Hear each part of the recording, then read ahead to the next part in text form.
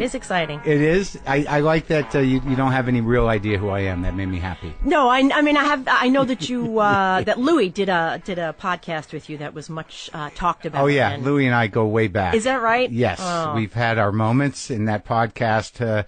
We patched up, and now occasionally I hear from him. And really? Yes. Did something controversial happen with me and him? Yeah. Well, we were very good friends years ago, and then his success somehow threatened me. I understand. Totally get it. How brave of you to say so. Well, that's sort of what the conversation was about. Like I copped to it, and great. He took me to task about it, and then we decided we would try to make it work. Go beyond it. To be friends again. Amazing. He came here. He talked about Horace and Pete very specifically. For like an hour. Oh, wow. Yeah. He told me about casting you. Okay. What was it about Horace and Pete that made you say, like, oh, hell yeah? Louis, you know, he's a smart guy. Yeah.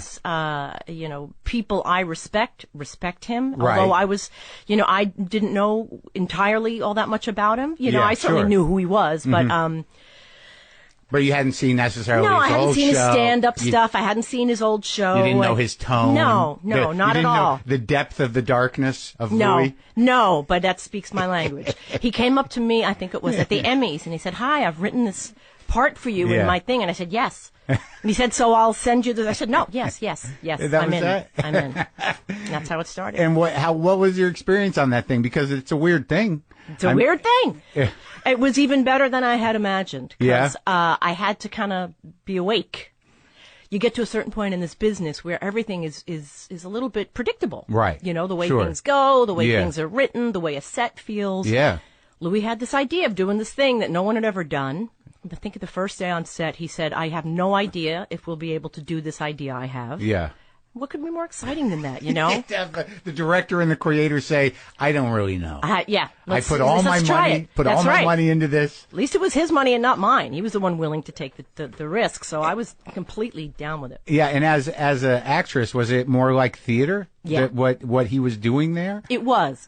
It was also interesting because doing theater, for me, the way I memorize, although I never really thought about this until Horace and Pete. Yeah. The way I memorize is by when you get the thing on its feet and you block it. Like when you walk to the couch, you say this line. Yeah. And then when you walk across the room, that's when you start this line. And otherwise, it's too... Right. What we did is he said, all right, you come in on Tuesday, you have it memorized. Yeah. And then we'll kind of get it up and moving. And so we had to, I remember looking at Buscemi, he's like, there's so many words. How the hell am I supposed to do this? But we did. We somehow did it. And I was pleased to find it was something I could still do.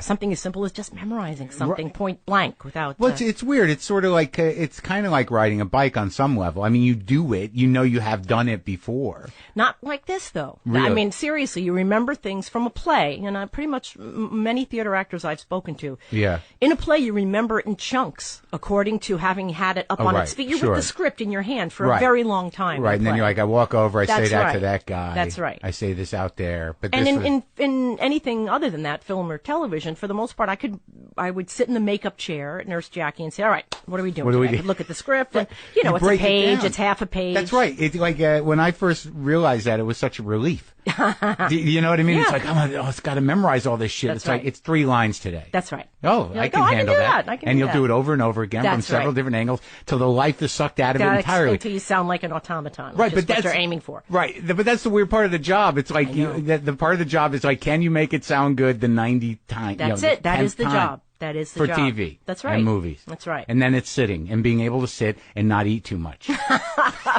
Or smoke too much, as it was back in, the day. Oh, yeah. Just so you're wheezing when you get behind. Yeah. But, so you know Steve Buscemi for years, I'd imagine? I do, I guess. From New York? Yes. I think I met him a million years ago on the sort of festival circuit. I was going around with, I don't remember, Laws of Gravity, and he was doing his... Trees Lounge, was it maybe? Yeah, that was similar to Horace and Pete in a way. Was it? Well, I mean, it was dark and weird. Okay. Not uplifting in any way. All right. You didn't walk out of the movie, like... Happy to be alive? Yeah, this is great. Mm-hmm. You might walk out of the movie with, that is kind of what it's like. But I would expect no less. Yeah, but he's an interesting actor. I'm not great at articulating these things. I just know when I watch him, I'm happy. Yeah. Even if it's a crappy character or, Do you like working with him? I love him. I love it. Love it. Love it. He's kind and he's so smart. Yeah. He's a little bit like Popeye, like has really funny jokes, but they're half under his breath. Oh, right. So if you're not paying attention, you won't catch him. You miss it? Yeah. But where were you born? Where'd you grow up? Grew up on Long Island. I was born in Brooklyn and grew up on Long Island. Like on what part of Long Island? The Jewish part or the other part? No, I'm not Jewish. I'm Italian and Swedish. Yeah. Grew up on the South Shore and like Bay Shore and West Islip and Babylon. So you moved around a lot? A little bit. I mean, not a ton. And then my family moved to Northport, which is where some of them still are. That's in Long Island too? Yes, it is. It's just directly north. So you're completely Long Island person? Indeed. Yes. Yeah. Long Island townie. Long Island townie. But I've been away for a long time. Yeah, but are they still out there, anybody? They are. My family, I guess kind of everybody is, yeah. So you go out there? Yeah. Yeah. Sure, I go out there. Take LIE. Do you come from, what were the jobs? What did your parents do? Mom had all kinds of jobs. Let's see. She worked at a radio station for a while. She was in fact a disc jockey, and then she was also a copywriter for a while. She's worked in factories and she's sort of an entertainer. She was an actress when I was a young kid. Really? She was a community theater actress, and I used to go with her. I just thought it was the coolest thing in the whole world. It is the coolest thing in the whole world. But these were people who had real jobs during the day. Yeah. And at night they would get together and say these lines, and then and I just thought it was just the coolest thing in the whole world, and it made no sense, and I loved it. And the first time you go backstage is really there's something amazing about that. Yes. Isn't there? Because that's what show business is when you're waiting backstage to go on a talk show. And that's you're like, hey, it's just people working. And there's an animal. What something something that stays with me was my mom. I went backstage with my mom. They all shared a dressing room. This was a sort of, Yeah. Long Island theater. What? A naked person story? It kind of is. I was a kid, and I don't know how old I was, but and they were talking. My mom was talking to some grown man, and all of a sudden he pulls his pants down, and he's in there in his underwear talking to my mom, who takes her shirt off, and I was at once like mortified and exhilarated beyond belief that this could happen. Right. The cops didn't come. Nobody shut down the place. It was just a normal part of the day. She still loved your father. Anyway, so that happened, and it was one of the many magnificent things about being there with my mom. Oh, it's great! Yeah. And when did you start doing it? Well, they would occasionally throw me into some of these community theater plays, and then I went to college, and I sort of thought I'd be a shrink. Oh, really? And that was what at the time was most interesting to me. I'm not sure it's not still what's most interesting to me, but one of the teachers in high school said, aren't you in the plays and stuff at school? I mean, why don't you become an actress? And I thought it was such a strange thing to say. I mean, I thought you become an actress if you're famous or something, if you're from a famous family. You thought, you didn't know the path to it. Yeah, so it just seemed preposterous in a way. It does, right? But I knew that I'd get to do plays at college, and so that's kind of how that whole thing started. Was your dad in show business? Dad was a drummer. For real? For in like the Catskill thing. No kidding. Yeah. Like he was in a showroom band in the Catskills? Yes, but I mean 4 guys, I think, or something like that. That's how he supported himself as a kid, yeah. So he was like in a drummer combo. And a singer, yeah. Frankie Falco and his orchestra was called. And they used to play up in the Catskills? Up in the Catskills. When he was a kid, that's how he supported himself. But he went to the High School of Music and Art. Yeah. And he wasn't sure what path he would follow, but I think he saw the drummers being, they seemed a bit more devoted to their craft than he thought he might be. Right. So he ended up becoming an artist and doing so he went for commercial art. Oh, more security. Like I'm going to be a painter. Exactly. Of the two. Yeah. Well, was also a painter and a sculptor. Yeah. Yeah. Yeah. So he's not around anymore. He's not in great health. Oh, but he is still with us. Did he do work? I mean, did you see the paintings? Like, they're all around the house growing up. Oh, and they're still around my house. A lot of his work is in my house. Oh, that's sweet. Like, what kind of stuff do you do? Like, everything. I mean, he's another one. He wasn't much of a rule follower, so he has some sort of mixed media stuff, some straight up sculpture, some paintings, little crafty things. So you grew up in a creative house. Exactly. The energy of that sort of rulelessness was always around me. Yeah, and I guess that's the positive side of a boundaryless, chaotic upbringing. Yes, exactly right. Exactly right. Exactly. But something to be said for that. You find your own way because nobody's telling you that you well, can't that's do true. it. I grew up like that, too. And one of the things I was intimidated about you coming over for some reason. Oh, please. No, for having known your work, the work that I know that you've done, I'm like, oh, she's got such good boundaries. It's going to be difficult. I've been called a lot of things in my day, but difficult isn't one of them. No, but I mean, I know what you mean. Because you seem tough. Wow. Are you? I love that. No, I'm not. I mean, in some ways I am. I got my badass side for sure, but when it comes to this stuff, not really. No. No. I wish I was tougher. Really? Sometimes, yeah. Do you have siblings? Yes, I do. Let's see. I have an older brother, a younger brother, and sister. And they do regular jobs? Yeah. Well, no, you know what? My sister is in the art department of TVs and movie stuff. Yeah.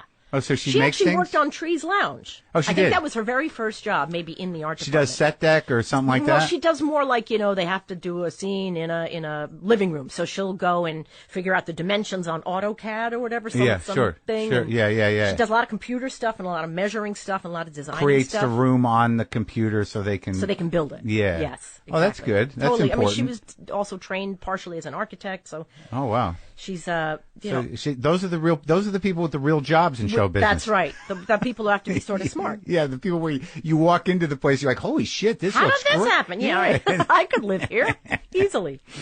So where did you study? Where did you go to college? What was I went to SUNY Purchase. Oh, yeah? Yeah, it was about, 45 minutes outside of Manhattan. It's up north, like-ish? Yeah, in Westchester. It's nice there, right? It's like isn't it pretty? Well, yeah, it was built as a prison, so the actual place itself is less than stunning and inviting. It's brown bricks. But I was ecstatically happy during that time. Many of my friends, undergrad, many of my friends I have now were people I met then. You were in the performing arts program as an undergrad? Yes. So you in the acting department. You ditched psychology. Kind of. I mean, they're pretty closely related in some ways, but yes, I ditched psychology. And what so you just did? What did you learn there as an undergrad? Did you do graduate work? I didn't do graduate work. You just did the undergrad. So was it a good program? It had great facilities. It had very great teachers. Yeah. What I did over my time at acting schools, I lost a great deal of confidence that I went in there with. Yeah. Because I wasn't able to really verbalize what the hell I was doing. Right. And a lot of the students at the school were. They would say, well, we would learn all these techniques. And when I first needed to access the information of the number of the address, I put my eyes to the upper right because that's where your eyes go when you're thinking about, or whatever it was. And I was like, what? What's happening? I just felt like I'm the worst actor in the world because I didn't know what I was doing. I couldn't tell anybody what I was doing. I was very insecure. But you were doing it. But I didn't know. I just felt like I was doing it badly. Yeah, but that's a good question because I've begun to talk since I've been doing a little acting. I've begun to talk to actors about it. Yeah. About specifically, what they take and what they don't from what they learn. Yeah. So, like in your recollection of these other people that had these bizarre or different elements of craft or whatever, what do you remember that you still have with you when you enter a set? Or well, it's actually a beautiful kind of I wish I could think of words. It's one of the most awful things. You can do it. I have so much compassion for myself. Right. For my journey over the years with this. Yeah. Because what I've come to realize is that I do know what I'm doing. I know it in a part of myself that is wordless. Right. And that's okay with me now when it wasn't back then. Well, that's a self-acceptance thing. That's right. But I didn't have that then. I went through a lot of shenanigans between whenever that was, 1980. In college, in undergrad. Yes. To now, to realize I do know what I'm doing. I do know what I'm doing. And I have no desire any longer to be able to put a pin in it and exactly explain it to anyone, including myself. No, I think that's important. I just had a conversation with my brother about it. Like, at some point, you have to accept yourself for all of it. Yes. And then say, like, well, that might not get fixed, but I'm okay with That's exactly right. I also happen to believe, by the way, that the sooner you're able to say, I'm all right with it starts to unravel a little bit on its own. But it starts with... Oh, you mean like fixing it? Yes. Like it starts to fix if itself. It's exactly right. You just leave it alone. If it's gonna untangle or if it's meant to, it will. But you got to walk away from it. Right. You can't sit there like you can't be in this perpetual state of like I gotta work on this. Something. Yes. And suddenly you turn around and you realize, holy crap. look at this thing now that I'm able to do, or this sense of calm that comes over me now when it never used to in this certain circumstance. Well, whatever. I think that comes naturally from experience, but not only experience, but doing something successfully. That's it. Unfortunately, like if things aren't working out for you, it's a harder. Oh yes, a little harder to accept yourself if no one else is accepting you. And I want to send that out to the airwaves. Yeah, you can only accept yourself if you're accepted by everyone else. Yeah, first. that's a greeting. It's a card. Yes, yeah. Hallmark. Yeah. So how were there other people in your undergrad that went on to be successful actors and actresses? I'm trying to think of the people. I was accepted into SUNY Purchase, one of 30 people. You had to audition? Yes. And there were 10 women and 20 men. Yeah. My friend Matt Malloy was in my company with me at Purchase, and he still works. Other than that, I don't know if anyone else does, and that's the God's honest truth. And tough racket. But the thing is also I had nothing to fall back on. It wasn't like, I'll go do this thing now. It's like, no, this was it. After a certain point, there isn't. I know that feeling. In college you could do, but like what kept you going? I mean, like, did you start working right out of school? Well, I did get a job where I had to be on set the day after I graduated. Oh, yeah? And I thought, what's everybody talking about? This is easy. This is so easy. So I went straight to set, and and then didn't work for 5 years after that. So it was a movie called Sweet Lorraine. Uh-huh. And it was glorious, It was so exciting. You thought you were in. Oh, my God. You thought this is My it. agent said to me, are you sitting down? When I got this thing, she said, you're getting paid $2,000 a week. And I literally I felt the color drain from my face. I was able to pay off part of a student loan. Yeah. I mean, huge, money when you're just starting out. It's a constant preoccupation. Oh, yeah. And this was a huge piece of news. But no, it didn't continue like that. How was that movie? I didn't see that movie. Was it a small movie? It was a very small directed? movie. Steve Gomer was his name. Let's see. Maureen Stapleton was in it. Really? So did you have a nice part? Yeah, it was about a bunch of kids who worked at a Catskill resort. I mean, so much of this stuff is circular in my life; it's almost freaky. Yeah. But yes, and Maureen Stapleton owned the place, and the hotel was called Sweet Lorraine. Okay. So that's what that was. And she was an old pro. That must have been something. She was really amazing, just beautiful, and I'd been a fan of hers forever. And I didn't want to geek out, so I was very careful to keep a distance. And it's such a funny thing I do, because when I'm so overwhelmed with feeling of respect for someone, I distance myself further because I'm embarrassed. So they think you're an afraid asshole. So they think I'm an asshole. So they think I'm this cold, narcissistic asshole. And I Who can't she control thinks she any is? of that, right? Who exactly. does she think she is over there? She doesn't even say good morning to me, and the truth is I'm paralyzed. apoplectic. Yeah. So I think I have that too. I talk to a lot of people in here, and I never keep in touch. I don't know if I'm supposed to, but there are people like.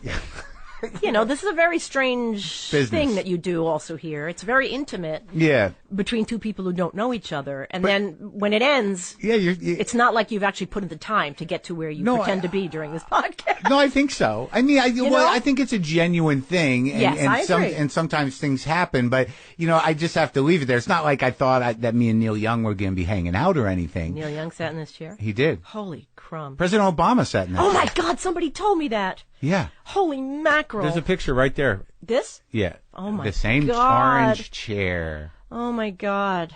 Yeah, him and I aren't hanging out. I don't call him. I think that was a miscalculation. I mean, I meet people who I'm in awe of. Yeah. And then what happens to me, after a little bit of talking to them is you realize oh shit, they're just people. Right. And that's usually true. It doesn't mean that they might not be assholes or whatever. Sure. But they are, painfully human 99% of the time. Right. Right? Right. And I think we forget that when you're in a work situation. And That's right. You don't want to, how has that happened to you? What was a situation where you were just beside yourself that you were working with somebody and you couldn't deal with it? Oh, goodness. Let's say, it was not terribly long ago. I was actually working with Louis again. Yeah. And John Malkovich was on set. Oh.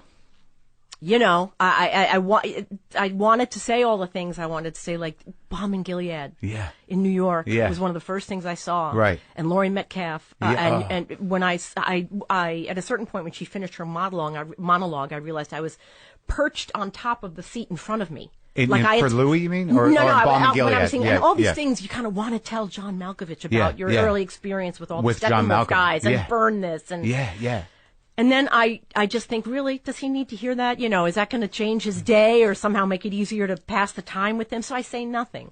But as an actress that, yes, he needs to hear that. And yes, it might change his day. It's never, when a peer comes up to you and says, like, I think you were a genius in that thing, are you like, no, I don't need to hear that? I don't know. I have a weird experience. I have a weird relationship with that stuff. Really? It's kind of like you don't believe it? I want to. It's so hard to explain, but like, all right, this is what's messed up. I would love to read it somewhere. Yeah. John Malkovich said about Edie Falco. Yeah. There was a scene, blah blah blah. Then I can be alone with my reaction to it. Right. But if he comes face to face and says that, and I say, "Oh my God, thank you so much," and I feel like I come across like a snotty jerk or something. Right. Something about having to accept the compliment in the moment. Yeah.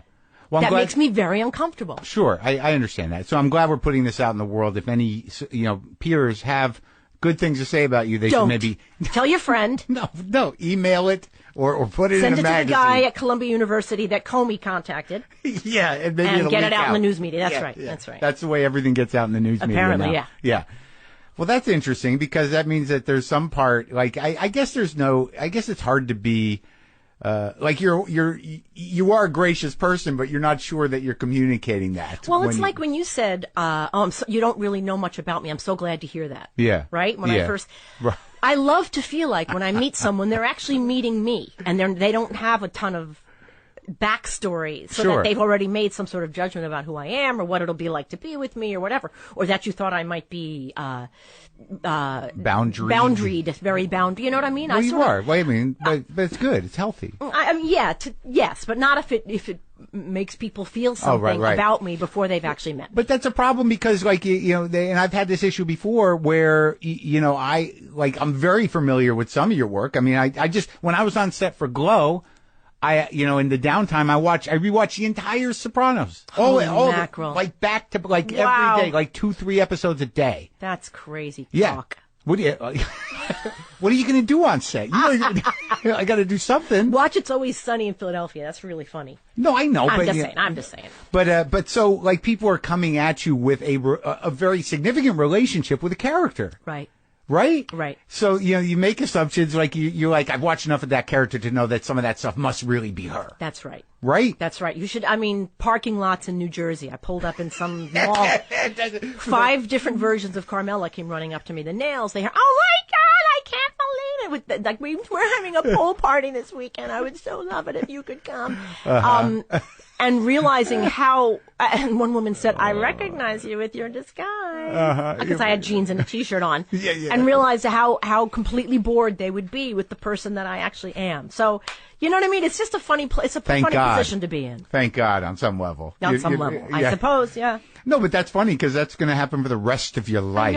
I know. And, I don't want to sound anything like ungrateful. I am still pinching myself that I have the opportunities I have. Well, there's a lot of stuff surrounding it that I had not anticipated. Well, but I think that, unlike some people, like the type of work that you're doing and the type of television you're doing, like a lot of people can't, ever transcend certain roles. Right. But I think that happened more in network television and comedic characters. Sure. Sure. I mean, but even James, rest his soul, had, I saw him on stage in Gods of Carnage, right? Right.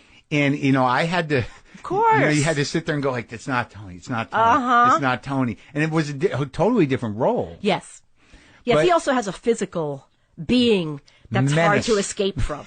You know what I mean? Yeah. I had all the hair, the nail, the jewelry, the costumes were so much a part of who this woman was. It was easier for me to escape and harder for him. Yeah, I got to watch that last one that was released posthumously with Julia Louis-Dreyfus. Enough said. Yeah. I've talked about that a million times, that how grateful I was that at least once people got to see him for the very regular guy that he was. And that was the closest I had ever seen him portray to his real self. It's a great movie, and he's so good in it. Yeah. was so sad. Yeah. Yeah. Yes. But so all right, so you didn't work for 5 years after the first Sweet Lorraine. Sweet Lorraine? Yeah. So what'd you do? Just freak out? Yeah. Honestly, I really did. Were you auditioning and No, I mean, I had an agent. Oh, I could sit here and tell you all these stories, but I waitressed. I was in New York. in the city? Where were you living? I've been living in the West Village for about 600 years at this point. I moved in 80. Same place you live No, in? no, Oh. no. Each I would job say I got a I bigger think you house. can- yeah. But they're all within like a 3-block radius Right. of each other. But no, So you live kind of by Louis. Yes, actually, I don't live far from him. Yeah. But I never really had enough money to live there until I did, which Right. is Sure. really nice. But I'm very much a homebody, so Yeah. I tend to stay in the same place. But Me too. Look at this place. no, it's fantastic. It's what a life is. It's Yeah. the things you surround It is yourself sort of with. Isn't that weird? See, that's another thing about accepting yourself is that, like, so what if just because you have money doesn't mean you have to buy shit. That's the thing. I moved out of this last place that I was in. I moved Yeah. to Tribeca for a short spell. Yeah. And the place was just friggin' huge. And I just, at a certain point, I thought, what am I doing? Yeah. Just because I can't afford this? Yeah. Is this really where I want to live? And the answer was no. Was it like a loft? It was a loft, Yeah. like a two-story loft. And it was just me and my 2 kids Yeah. living in this place. Yeah. And like my bedroom was upstairs and their bedroom was about 6 miles away. It was like down the stairs and way down the hallway. And I Yeah. thought, what am I doing? That was it? That was it. So I moved To a cozy place. to a much cozier place in the West Village. So for 5 years, you waitress, you did odd jobs, you did what? You did. It was probably longer than 5 years. But But, were you- yes, I waitressed. I waitressed and waitressed and waitressed. But were you doing theater, like I would do off anything. the grid theater? That's right. I would do anything I could get my hands on. Backstage magazine, show business magazine. So you just these go to things. cold call. Go to cold calls, and yeah. I got to the point where I started to look at them as opportunities just to perform. The Try out a auditions. new monologue. Right. Were you I taking was not- classes? At one point I took a class, but I really just wanted to work. I had taken 4 years of conservatory classes and Undergrad, and I didn't want to. I kind of wanted to just do stuff at that point. So it ended up being like classes, all these sort of very off the radar things. But that's good because you get into a situation with that where it was sort of self-preserving in a way that because there are people that go to classes forever. That's what they do. I know. And you get really good at, well, that was the same thing as in college. Yeah. I didn't want to be able to identify all the different things I did to make a moment feel real. I just wanted to do it. I just wanted to keep doing it. And ultimately, a director just expects you to do it. They're not going to, They're not interested in deconstruct your process. their eyes to the upper right to access a number. However you got to do it. Whatever tricks you got to play on yourself. That's exactly it. To get to where you need and they're to be. all unspoken. Like none of them have language. They're just very quiet little private insanities. Some people have real, some people I've talked to, do have some kind of, consistent way of doing things Maybe. in their head. Right. You know what I mean? Like, right. Like if you're going to, like I talked to somebody, I think it was Paul Dano. He's like, he did some animal work for his last. You can laugh out loud. I'm not laughing. What are you talking about? I think that's amazing. I have nothing but respect for people who work in different ways. It's not my thing. Like one of the things I loved about Jim Gandolfini, we never sat down and talked about these people. We didn't. There was none of this. There was no. And I don't mean to. I know how I come across sounding, and I'm aware of that, and I'm a little self-conscious all of a sudden. But I think it goes back to my college stuff. That Jim and I didn't know. I remember when we were picked up for the second season of Sopranos, he said, well, we're picked up. I don't know what the hell we did, but apparently we got to do it again. And I thought, that's the man I want to work with. Yeah. We don't know. I didn't know. We didn't know. Do people really have those conversations? I mean, of course, those backs, like, do you want to talk about their backstory? And how many times people have said that to me? And I don't want to sound disrespectful for people who work that way, but I think I would be less inclined to be so snotty about it if I was able to say, no, actually I don't want to talk about their backstory, but I'm still not there. The character I played, they gave me this whole backstory, and I'm like, well, that's nice, but can I just see the script? That's kind of, that's how I do it too. Because, like, ultimately, and this is the one thing that, out of all the things, like, I think, and I think what we're saying here is that, some people have it and some people don't. And, you can, like, acting, there is a lot of there's a natural element to it. Right. Either you have the thing or you don't. That's right. You can be on camera, you can be in a play, you can talk to a person and not know it's That's right.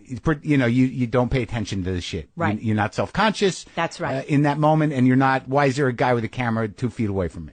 You don't think about it. That's right. That's a gift. That's right. And for some people, they're actually more conscious and more aware in those moments than they are in their real life. Right. Yeah. Right. And that's, and there isn't, that's right. And they don't know how they get there. Yeah. Yeah. Why they're one of the few people who can get there. I mean, Yeah. there are some people who have had tremendous success in this industry. Yeah. Very famous, very rich, well-known people who you can tell all they want is to be taken seriously as an actor. Right. And they work and they try and then you see their performances and it makes me feel great compassion for them because as far as I'm concerned, they don't got it. And it breaks my heart because they really want it and it's one of the few things you can't pay for. Just continue to do your action movies and stuff and be grateful for that. Right, but it's not everybody gets to gets to have this sort of blessing curse. That's right. Thing. That's right. And also the point I was making is that like if you have that confidence that you've grown to have, the script is the script and the story should be there. Yes. Right? That's right. I mean, and also let me figure out what the backstory is. Unless I'm doing something that does not ring true to the writer, director, producer people, then you can say, you know what, actually, I thought she came from this, and then let me know and I'll make an adjustment. Right. But if I'm not doing something that you're not unhappy with, don't give me more information than I can metabolize. I think ultimately they usually do it to help you. They think they're helping you, right? I mean, it's not, they're that's not right. setting you up. That's right. Yeah. That's right. But like less is more as well. Right. And just as an actress, so if there's an issue, the director says, can you do that again? But don't, try to play it this way. Right. Good. That's perfect. That's perfect. That's what I'm here for. But if you give me 40 pages of a backstory, I'm not going to read it. Or if I do, I will show up deeply confused next time you see me. I don't know what to do with it. You're right, unless it involves a hint of a Minsk accent. Yeah, well, then hopefully I knew that well in advance and I declined the project. You know what I mean? Yeah. I can't, I don't do, that's, it has to be within your wheelhouse. So what do you got to make yourself crazy for? Or, something that you thought, oh, that'd be interesting. I haven't had a chance to do that. I'd love to try it. Yeah, but accents isn't one of them. No, it might be. But I want a long lead time. Mm-hmm. But, I'm very hard on myself. So if I can't do it perfectly, I'm not going to do a half-assed thing. But which is why I would need to know well in advance what I'm being asked to do. Yeah, right. Like put on 50 pounds or speak Russian. I could do that by tomorrow, but that's another story. So when did you start feeling like you were having success? I mean, like when was it? I guess, I don't know that I never really thought about it at the time, but I didn't want to have to waitress. I got to the point where because of the kind of brain I have, I was very good insofar as dealing with a million tables at once. Yeah. But don't ask me to talk to people as if they're human, like make conversation and make jokes with them. I couldn't. I was so miserably unhappy. As a waitress. Yes. Yeah, I couldn't do it. I was awful. Somebody threw a bunch of pennies at me once as my tip. And I sort of thought, I have to remember this moment. This is the pinnacle of my misery. That's a good sign. And that's right. It's time to leave. Yeah. So, that guy just made many wishes for me not to be a waitress. That's right. And eventually I did. I did have that moment where I thought, I don't know how I will continue to support myself, but this is something I can't do anymore. But I think what I wanted was to be able to pay my rent solely on my acting work. That's what I considered, I guess, a success. Absolutely, sure. No day job. And that took a long time. It took a long time.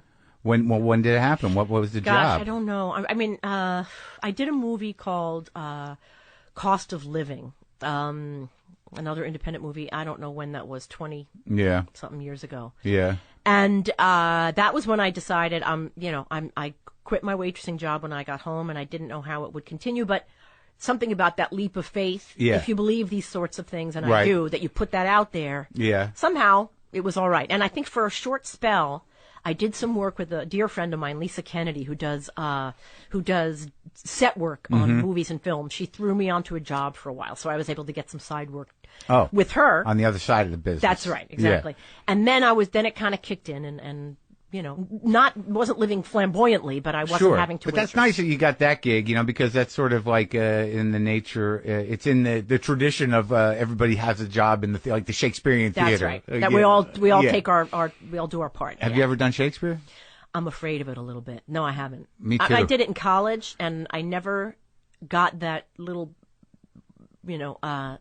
blink of confidence that I get when I'm doing something else where I feel like I got it and I understand it. You got to harness that language. Yeah, and I think if I put enough time and effort into it, it might be something I could get to. But there are so many good Shakespearean actors, I'll let them do that. Yeah, but it might be like it feels like something you'd maybe try. I don't know. I also did Will and Grace because I never thought I could understand. Or I also did 30 Rock, too. Yeah. Because that is a genre I don't understand. Just delivering jokes? Just something like that. How like... the patter? Yes. But I had to make an entrance, and Sean Hayes' character saw me and went like, ah! And then ducked under the table. Right. And I thought, now, did I... see him do that, and is that an unusual thing? Do I respond? And I realized I am out of my comfort zone here. And I remember thinking, if I did this more often, I know I could come to understand it, but I didn't find it as interesting as the other stuff I was lucky enough to do. That's right, because and I have nothing but respect for the people who can do these things beautifully, like Alec Baldwin and all of those people who are masters at what they do, but I was not. It's a skill set. It is a skill set. And it's it doesn't immediately have the depth in that moment, like it has something else. Yeah, it's a patter. It's like, a lot of those things they're joke machines. That's right. That's right. And, sometimes if you have a live audience, right. You get the feedback right away. Do you like to do comedy? I do. You've done some on stage. I've done some on stage, but it's never been, under the guise of being a comedy. It's, it's like Sopranos. There's definitely funny stuff in there, but it's based on what's real. Right, but to get a laugh in a live audience is exciting, no? Not really? I'm trying to think if you don't acknowledge it? In plays, yeah. But my character doesn't hear it. Right. Oh, really? I don't know what I'm talking about. I'm tired. You hear it. You do hear it because you have to hear it, because you have to take a beat before you deliver the next line, so yeah. So you became, there was a period there in New York where stage was working out for you. Yeah. What was that play? The Sideman? I did a play called Sideman. My producer loves that play. Oh, and he saw you in it, and he knew, he's like, this woman is she's the real deal. Wow. He can't, it's in his mind to when I talked to him today, he's like, that was amazing. Isn't that nice? It was a long time ago, and to this day, it's still one of the. I think it's probably the most meaningful project I've worked on. Really? Why? Yeah. What made it that? I was out of work. I was on a bus and ran into Warren Light on that same bus. He's the writer of Sideman, and he said, "Listen, I'm having a reading done of my play. Marissa Tomei dropped out at the last minute. She's not able to do it. Can you just fill in for her and do this reading for me?" Right. And that was the impetus for this whole thing. We did a reading, and the reading went well, and then we ended up getting a production on 13th Street in Manhattan, and then it went to Roundabout, then it went to Broadway, then it went to London. I did this play in various incarnations for 4 years, and it is still, I think, the richest piece and character that I've ever had to play. And you played the spouse of a musician? The spouse of a musician, and she ages from early 20s to 70s in the course of this thing. Mm. And it's deep stuff I could relate to, as my dad was a musician growing up. Coming from an artistic family and, dysfunction and all the stuff that everybody can relate to. So it enabled you to connect all that. A lot of it. And that's satisfying. Oh, deeply. It's therapy. I have to say it from a selfish standpoint. Yeah. This is not a totally selfless thing that I do. No, work of course stuff. not. Well, there's a reason you pick certain characters. Sure. And there's nothing wrong with that. No, I agree. Yeah. And then people think you're, she's a genius. It's sort of like, actually, no. All I know is I feel much better now.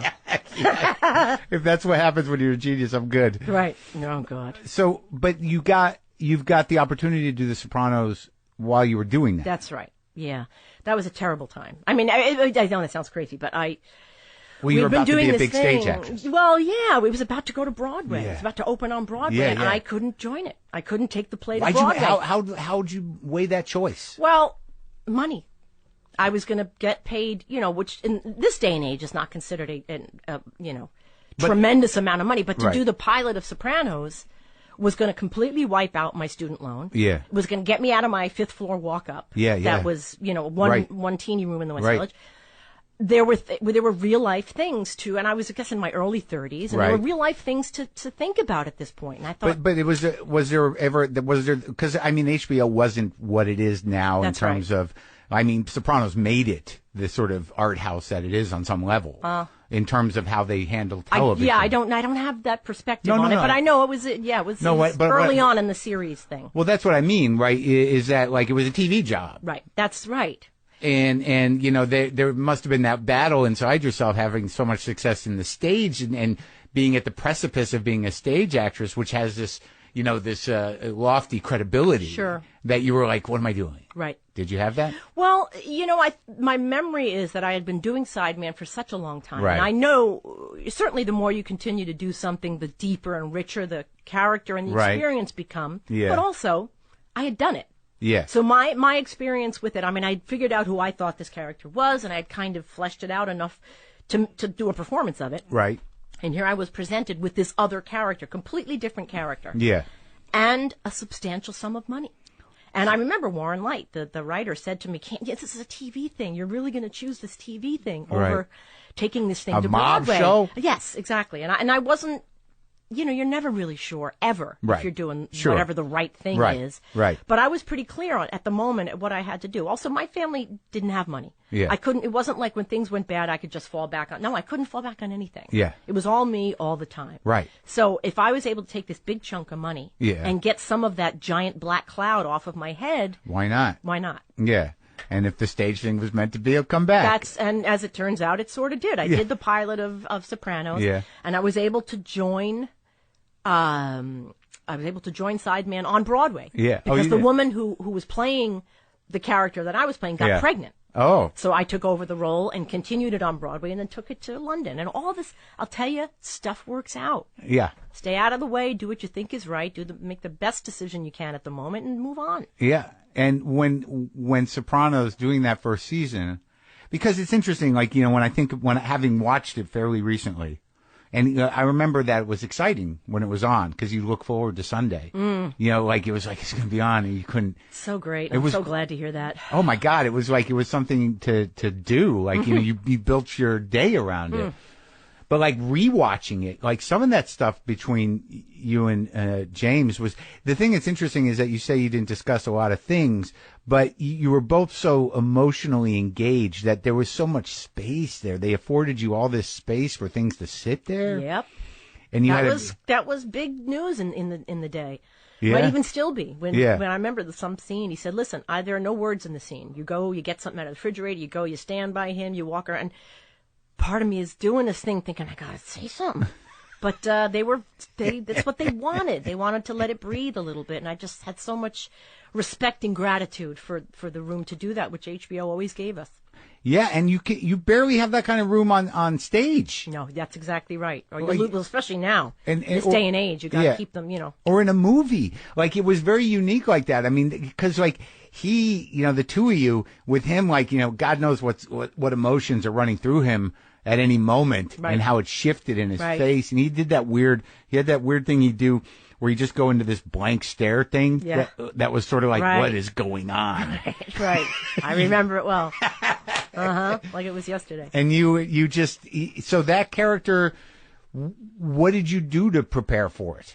Oh, I don't know. No, but like you put the hair on. Is one of those things where they dressed you up and you're like, this is it. You kind of look at yourself and you're like, yeah, right, absolutely. That's a big deal. Yeah. Well, I mean, when I read the thing, I was like, oh my God, of course I know exactly who this woman was. It was a no-brainer for me. And you at grew the up same around time, it in a way. I was completely sure that I would never get cast. Because, you know, and the way things go is they're going to get someone who looks like this, you know, sort of the dark hair and dark skin, sort of more stereotypically Italian looking, or maybe that's my own prejudice, but I am Italian, but I guess I'm not the first person you'd pick to play an Italian.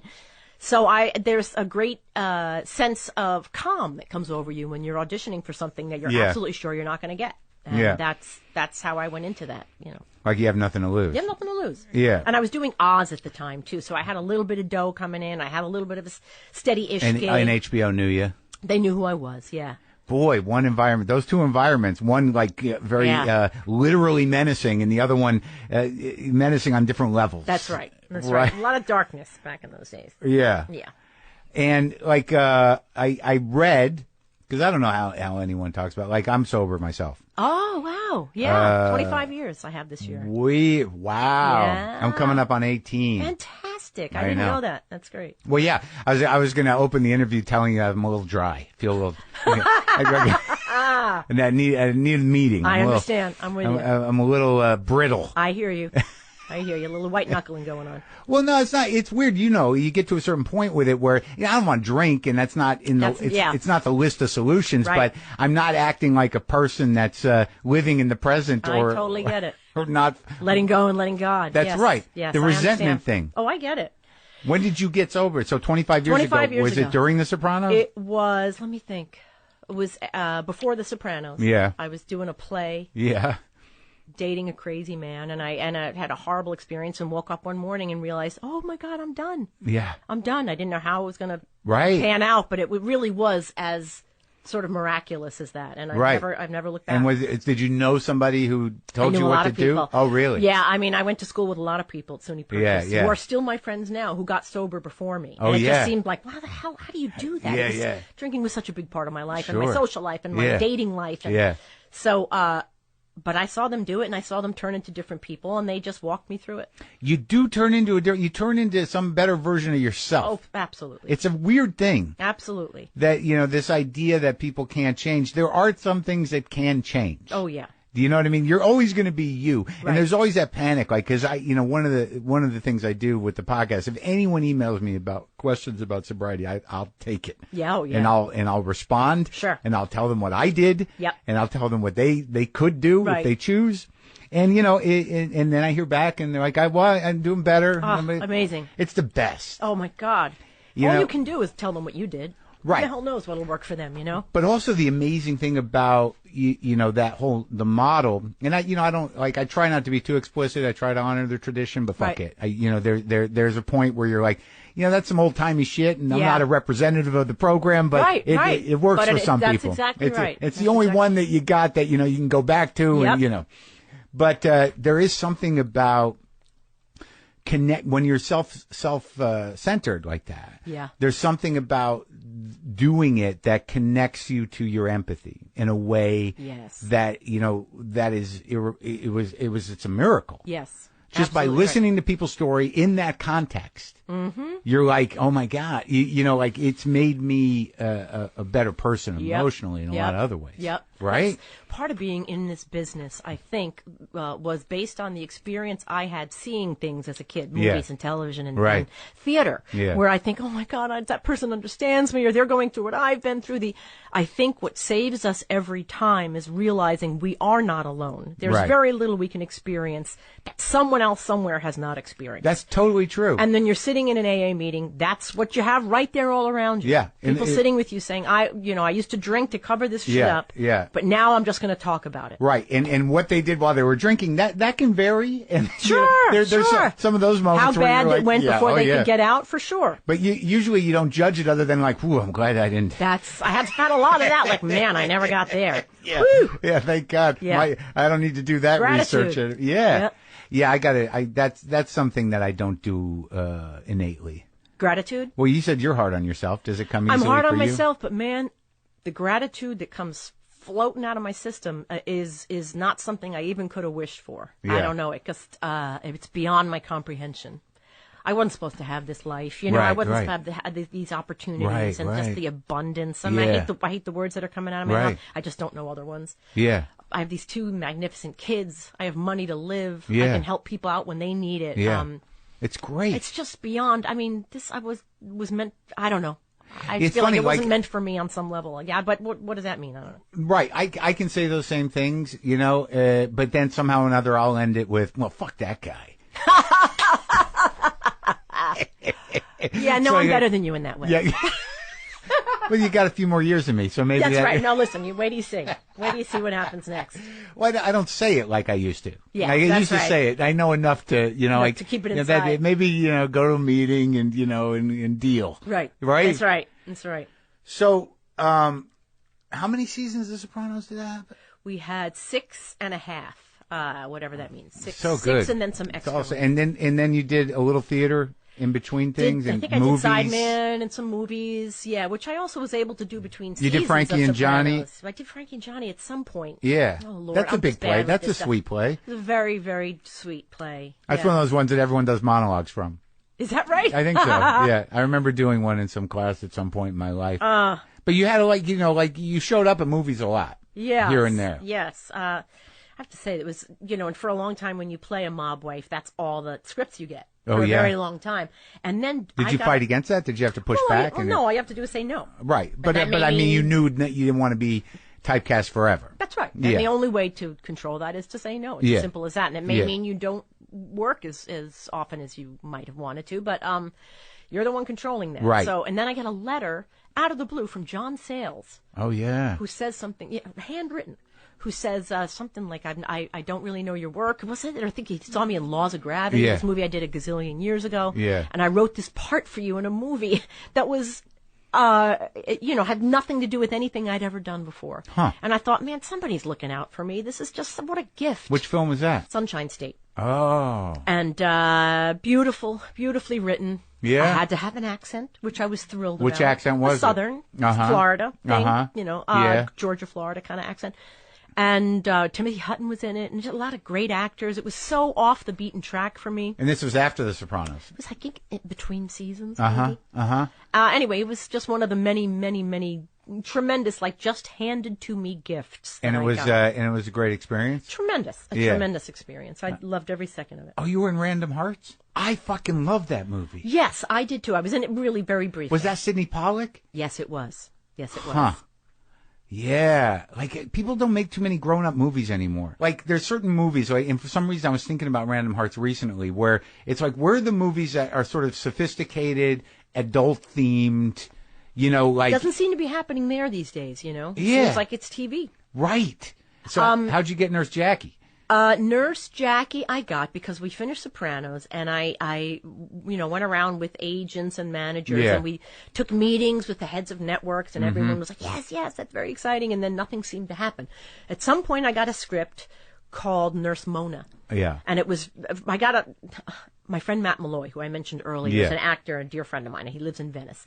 And he sent me a script. He said, listen, this was written by my next door neighbor. I was like, oh, please, Matt, don't do this to me. Evan Dunsky. Yeah. And he said, but really, I think this is good. You should read it. Yeah. And that was Nurse Mona. And I totally responded to this character. She was very, very dark. Yeah. Very different from what it ended up being. But I I liked it, and we talked about it a bit, and then I forget what happened next. We kind of put it aside. Yeah. Because I think it was maybe a little too dark. Yeah. At some point, Liz Brixius and Linda Wallem got a hold of the script and made it sort of lighter and funnier. Showtime signed on and changed it to Nurse Jackie, and that's how it kind of continued on. And but the character, what was it that in the newer version that took the edge off? Because it's still a little dark. Yes. Well, she did things like, first of all, she had in the original version had an aura. No. She was able to read the auras of other people. Oh, right. Is that a good person or a bad person? She used to steal something from everyone who died. So it was a kooky character trait that might not have made her sympathetic. That's right. And also, she kept talking about, I'm having dinner with my husband and blah, blah, blah, whatever. Right.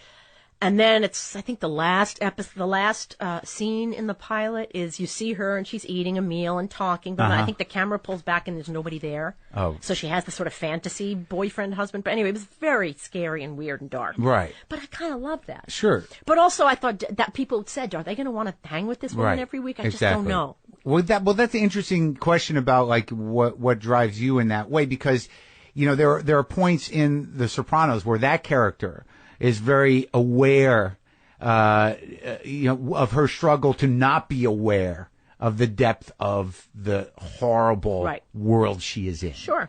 Right. So, how do you continue on that line where, you're obviously not thinking people got to like this character, but the character's challenging in the sense that she's in this darkness. Right. She's not just, she's part of it. Right.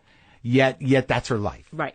So in Nurse Jackie too, that there's a sort of the connection. I'm just wondering, the darkness thing is that some people are fucked up. Yeah. And yet they still, that doesn't mean they're all fucked up. That's right. They're not monsters. Or even if they are monsters, maybe they are redeemable. Right. Right. I think you need to find the thing that they wake up for in the morning. You know what I mean? Carmela loved her family. Yeah. She was all about her family. It was legitimate love. Her Yeah. version of love Right. was the husband and the kids. Yeah. And the rest of the stuff, her place in society, Yeah. what her husband does for a living, you find compartments to put them in to make it okay. Yeah. You know what I mean? Yeah. And Everybody same thing does with, I think it's the extent to which you have, I mean, how many compartments you have is about how screwed up you are. Sure, but the fact is, everyone does that, but not everyone's like, running a concentration camp. That's exactly right. Right. I mean, I'd love to think that if that's the case, Yeah. that little compartment won't stay compartmentalized very long. Can't live with it. That's right. So eventually it will overtake the Your part of you conscience. that pretends everything's all right. Sure. I think that's how you have a society. Yeah, well, absolutely. But I think Jackie was doing the same sort of thing. What she loved was taking care of people. Right. This was legitimate. Yeah. She really did want to help these people Sure. by, taking from the rich and giving to the poor. kinda. Yeah. But she was also, a friggin' mess. Yeah. A drug addict and everything else. Yeah, and yeah. it depends on, what the ratio is to Sure. And but good person, bad person. And and also having been somebody who has addiction issues, it's sort of like at some point you get it in your mind, well, this is how I have to deal. This is how I deal. You don't even make the sentence. Right. It's there in your head, but you won't even allow. You're behaving. Yeah. Without thinking. Right, And right. so much of that show, I was just friggin' falling to my knees in gratitude this was not me anymore. But it was also hugely satisfying and therapeutic to be in the behavior without the Oh, consequences. tell me about it. I You know just what I had mean? to smoke and do blow for 10 episodes. There you go. Comes right back. It's funny, oddly Comes enough. right back. Like it was yesterday. Yeah, it's like riding a bike. People would say, does it make you want to? I was like, no, God, no. doesn't. It makes me so grateful. Smoking so those happy. fake cigarettes. Oh, the they're worst. awful. And snorting whatever the fuck it was. It was Were you actually snorting something? Yeah. Well, I think it was like Vitamin B or something. It was something that they put in blow, but it wasn't the blow. It was the thing that made you mad when you bought blow. Bring it on over. Yeah, what the fuck is in this stuff? Oh, my That's the God. stuff that you do on the movie set. Oh, no. Sorbitol or mannitol or one of them, maybe, I don't know. Oh, my gosh. But Yucky. it was yucky. Yeah. But the ritual of both of them, of smoking and, I don't think, I was very grateful that I knew how to smoke. I had smoked half my life. I'm with you on that. And that, You watch an actor who doesn't know how to smoke, It's the and worst. oh my God, it's the first thing you notice. Like it takes me right out of the movie. Right, yeah, because I was very specific with them. I was like, I need a flip top box because that's where we're going to put my bindle in. I'm going to do it with a key or a pen top. Right. Because I'm not sharing That's it. right. And it's I'm so with funny ya. because Carly and Liz, when I told them this about the character, they were both standing there and they're like, "We're so glad you're here." Oh, those ladies. He knows. I love them He so much. knows. Well, you did one of Liz's plays, right? I did a play called The Madrid. Yeah. I was relatively new to parenting at the time, and it's a story of a woman who gets up and leaves her family. And I found that interesting. Because you were so in it. I was so deep in this parenting thing and totally overwhelmed by it. So it was another way to kind of work through that stuff without actually having to do it. Right? Thank God. Yeah. And people were not all that open to it. They didn't like the play? Yeah, or- it was not totally well received. People and Too dark? It was too dark. Nobody could understand how someone could leave their family. Really? Do they look at the news? Do Yeah. they look at life? Or they weren't willing to see it on stage. I don't know, Sure. whatever And it it's was. funny. Well, theater audience, the New York theater audience is a difficult thing. Especially with a new play.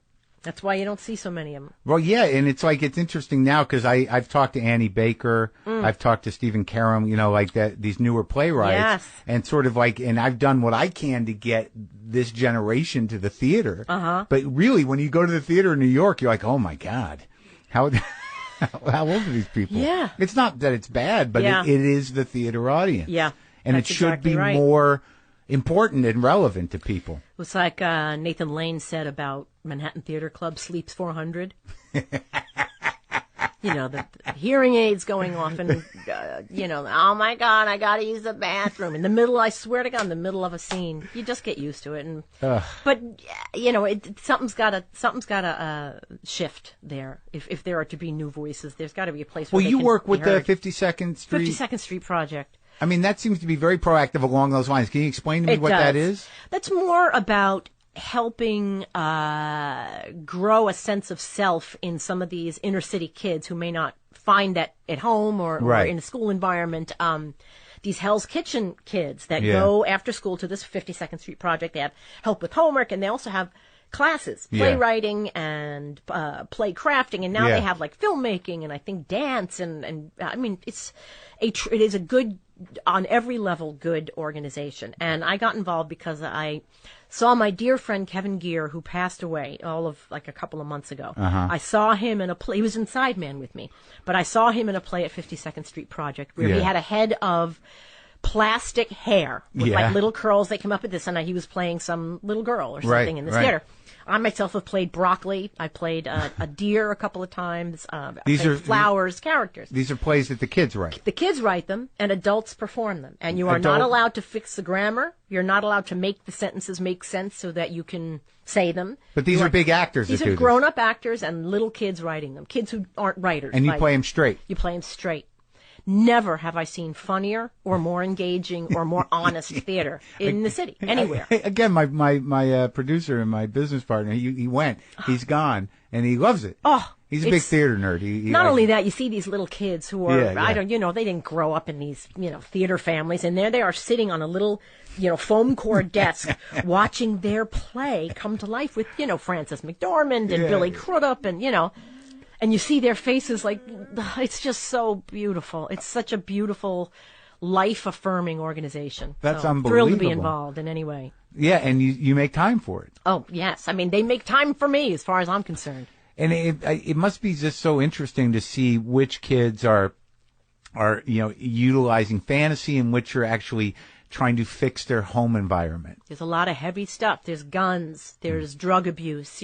That these kids are not trying to make deep plays. They're writing what they know. How old are they? I'm going to make this up, like 10 to 13 or something. Wow. Or 9 to something like that. And these are like, how long are the plays usually? They're short. They're like 10, 12-minute plays, and in an evening you'll see 10 of them or something like that. And then after, do you talk to the kids, or do you For sure. Yeah? Well, beforehand, you sit down and the kids will interview you. I remember I sat down for the most recent one I did. He said, okay, are you gay? And I was like, no. So, do you like to sing? Yes. I mean, it goes like that. So they end up basing a play. Oh, so you get hooked up with them before they actually write the play. Then they go off to this weekend where everyone goes away to some sort of house, some home that someone has donated for a weekend, writes these plays with these grown-up playwriting helper people. Wow. Come back and give them to you, and you're like, holy crap, I'm playing a broccoli. It's fantastic. That's the first? It's fantastic. Yeah. How old are your kids? 12 and 9. Wow. So they're coming into it. They're people. Yeah. Yeah, they're people now. Shocking. Did you, are they interested in the arts? Not really. I think my daughter wouldn't mind being a pop star, but she's 12? She's 9. Oh, okay. You have a daughter and a son? Yes, and my son is 12, Anderson. Yeah. But yeah, so Macy, I think, would like to sing in front of an auditorium full of people, but I don't know how that will pan out. Yeah, and you love being a mother? I love it. Yeah. I love it. I am, it's the hardest thing I've ever done in my life, bar nothing. And the most satisfying. It's like everybody says. I had not anticipated how deep it would be. And how did you get into it? Well... Yeah. No, I had a number of relationships in a row. Yeah. Where it got to the point of marriage and kids, and so the idea, I never thought I'd be a parent. Right. Came from a crazy family and a broken family and all that. It was never really all that interesting to me. And in these relationships, we started talking about having kids. Yeah. And the idea kind of germinated. In me. Right. The relationship didn't pan out, and then I got involved with someone else. It was marriage and kids and things. Yeah.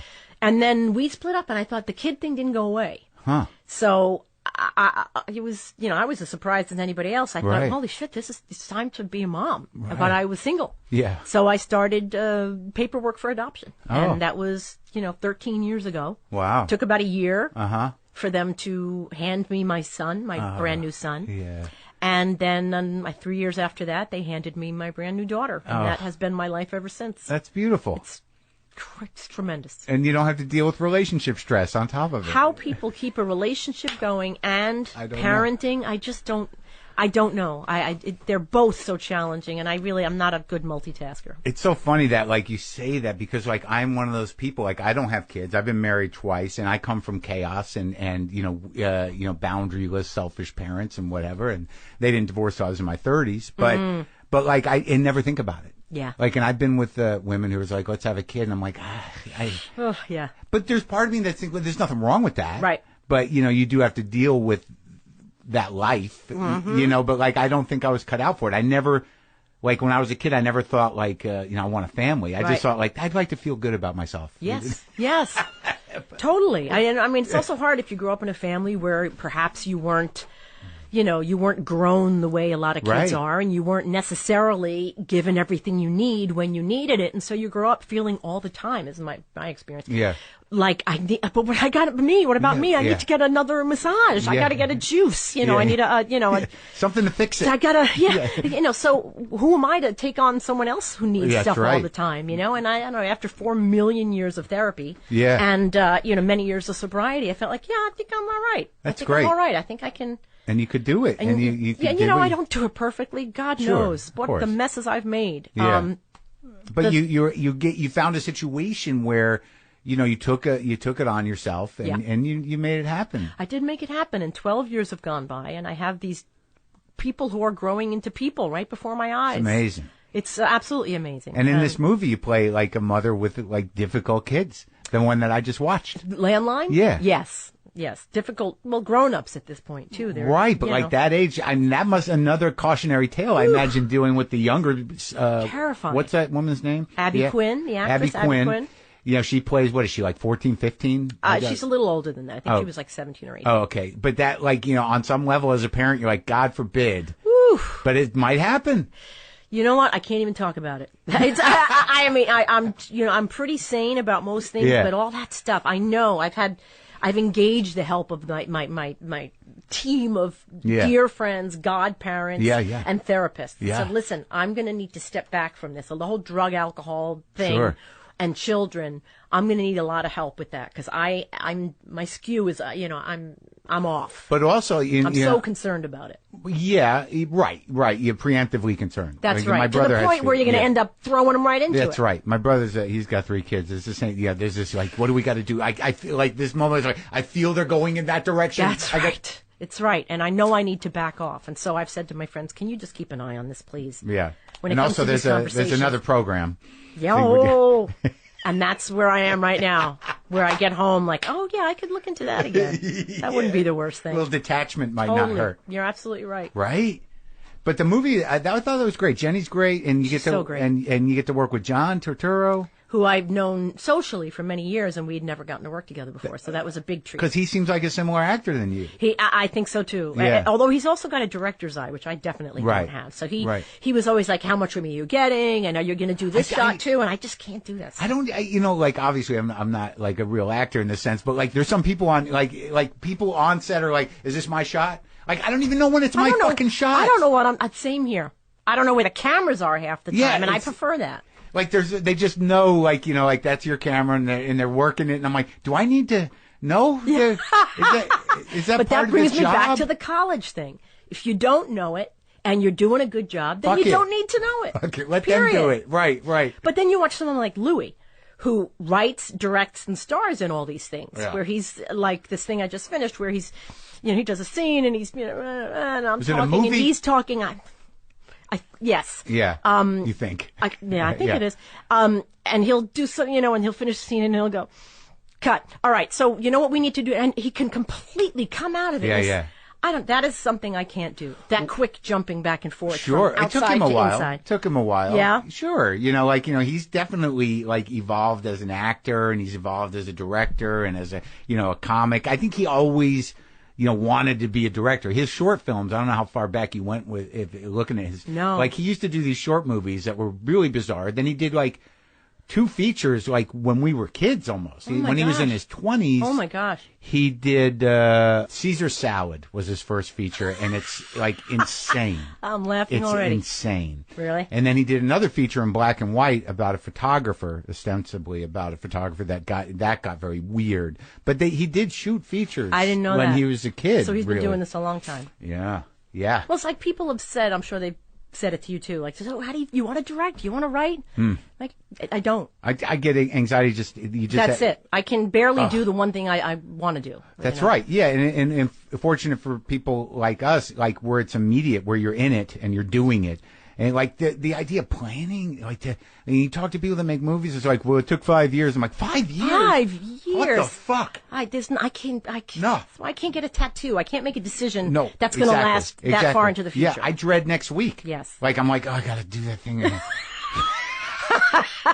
You know? Yeah, I'm with you. It doesn't require anything. I think you also work with my friend Lynn Shelton on a movie. Oh, yes. I didn't know you knew Lynn. Yeah, I love Lynn. Boy, she's just great, too. Oh, she's best. I've had such good luck with these people. But yeah, she directed my comedy special just a month ago, and she directed some Glow. She did an episode of Glow and 2 episodes of my show. I've had her in here. Oh my gosh, I didn't know that. I didn't know all those things. I had not heard of her before I worked with her, and then I thought, I don't know how I didn't know. She's a real actor's director. Yeah, totally. You can tell that she has done it. Yeah, and she's got she feels the thing. Yeah. You know, like when she's watching it, she's like, did you get there? Did you think? Right.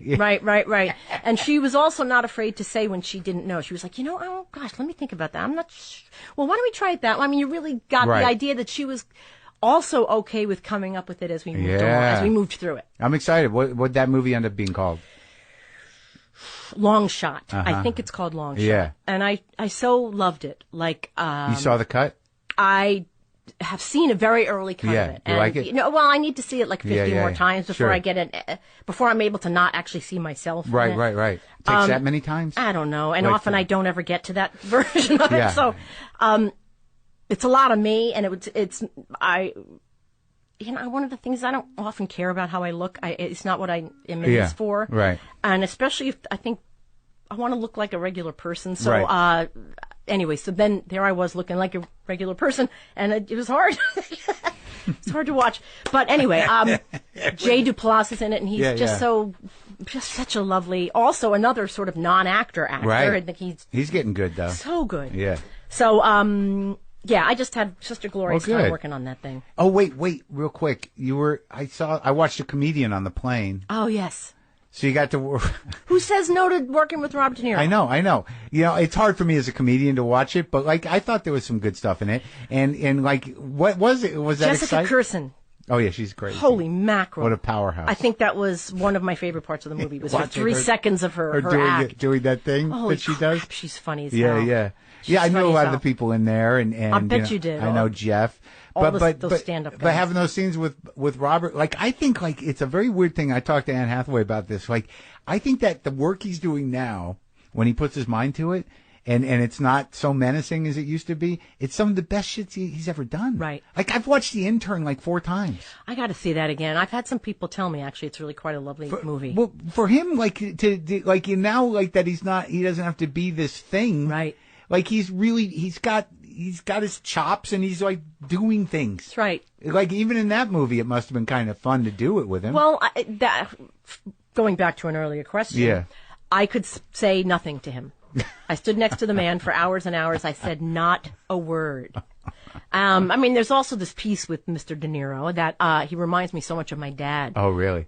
You know, a very close bond that I just had an ease around him that was not earned. Yeah. So I didn't feel the need to talk the whole time. But what the hell do you say to Robert De Niro that's not, you know? Yeah. There was no chit chat. No chit chat, and you know, and you wonder, like, for a man who's done as much as he's done, why does he need to do these movies? But someone said that he really just loves being on a set. Yeah. And I can relate. Yeah, right. Just like being around the whole, Me too. Just this person does this thing, and you learn more about, like, you hit your mark, and then if they cover you this way, then just. I would never go to the trailer. I would sit on set all the. Here, I love it. I just love it. You know who said that? Like, who directed A Few Good Men? Rob Reiner, I think. But there was these scenes where they weren't doing Nicholson's coverage. And it was, a fairly taxing part. I think is in A Few Good Men in the courtroom scene. Uh-huh. And if I'm remembering correctly, and they were doing Cruise's coverage or someone else's coverage, and Nicholson kept doing it, and full on. Wow. Yeah, and someone said to him, Jack, you don't have to do, you can just do the lines. Right. And he goes, I'd love to act. Oh, God. And there you go. Right? And that's it right there. That's it. It's certainly a pleasure talking to you. Oh, and you